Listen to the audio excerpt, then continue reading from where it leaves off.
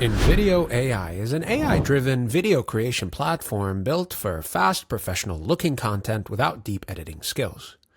Its content is especially popular among marketers and solo creators who need to turn ideas into videos in minutes.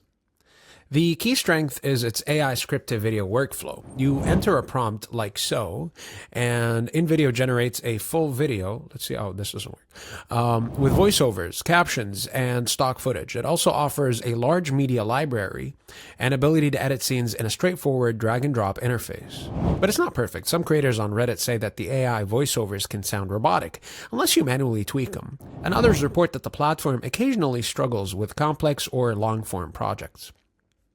So let's look at pricing.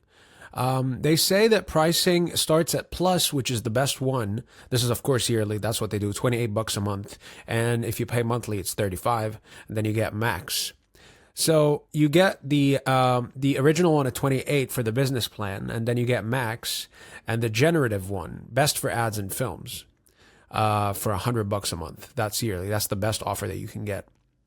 Free users can test it out, but watermarks and limited exports make upgrading almost essential.